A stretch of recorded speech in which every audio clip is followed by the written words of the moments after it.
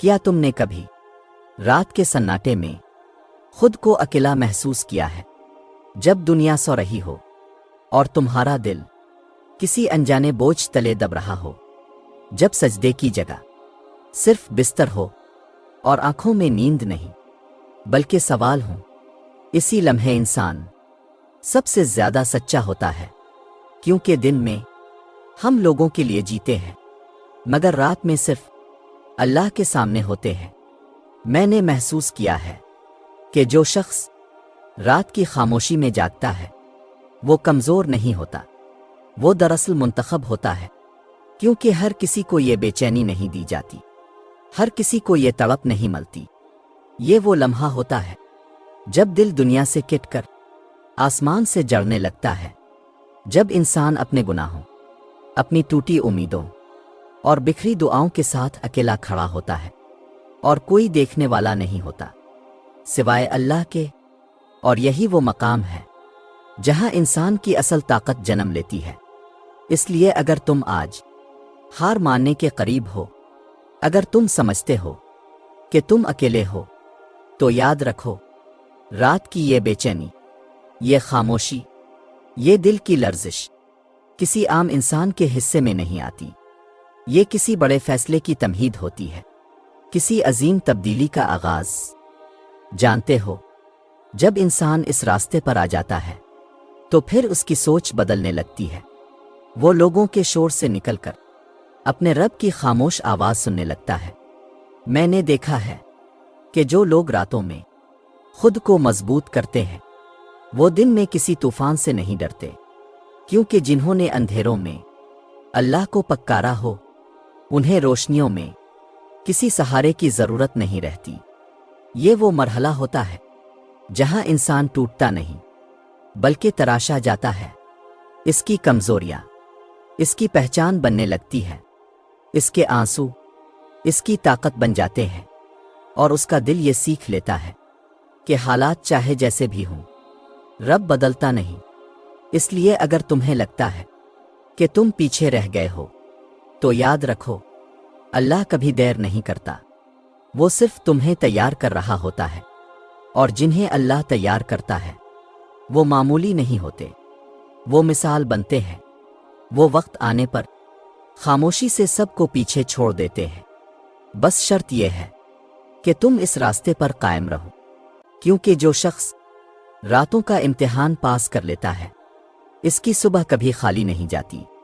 اور سنو، تہجد وہ عبادت ہے جو انسان کو زمین سے اٹھا کر آسمانوں سے جوڑ دیتی ہے۔ میں نے قرآن میں یہ بات پڑھی اور دل پر نقش ہو گئی کہ اللہ تعالیٰ فرماتا ہے کہ رات کے کچھ حصے میں کھڑے ہو جاؤ، یہ تمہارے لیے زیادہ مضبوط، اثر رکھنے والی اور بات کو زیادہ درست کرنے والی ہے۔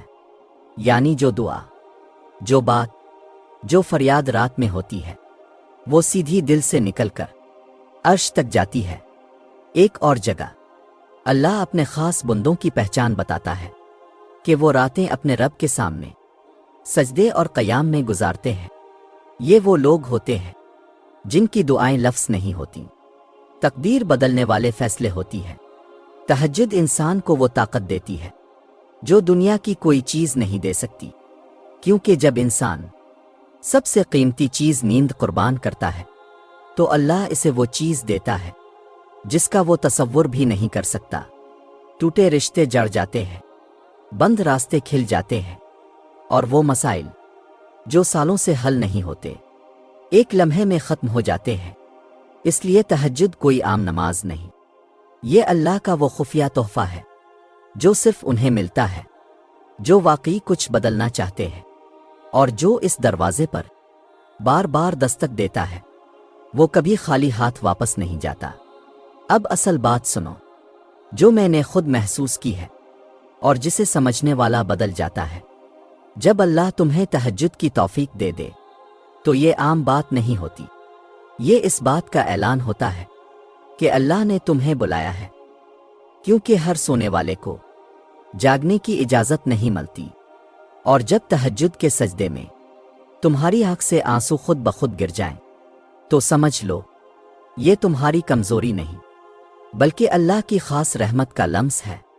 یہ وہ لمحہ ہوتا ہے جب دل کا بوجھ زبان کے بغیر بولنے لگتا ہے، جب رب بندے کے اندر چھپے درد کو الفاظ سے پہلے سن لیتا ہے۔ یہ آنسو اس بات کی نشانی ہوتے ہیں کہ اللہ تمہیں نظر انداز نہیں کر رہا، بلکہ تمہیں اپنے قریب کر رہا ہے، تمہیں صاف کر رہا ہے، تمہیں اس مقام کے لیے تیار کر رہا ہے جہاں تمہاری دعائیں رد نہیں ہوں گی، کیونکہ جن آنکھوں کو اللہ اپنی یاد میں رلا دے وہ آنکھیں کبھی رسوا نہیں ہوتی، اور جن دلوں کو وہ رات کی تنہائی میں نرم کر دے ان کے لیے دن کی سختیاں کوئی معنی نہیں رکھتی۔ اس لیے اگر تمہیں تہجد نصیب ہو اور آنکھ نم ہو جائے تو شکر کرو۔ یہ اشارہ ہے کہ اللہ تمہیں چھوڑنے والا نہیں، وہ تمہارے ساتھ ہے اور تمہارا وقت قریب ہے۔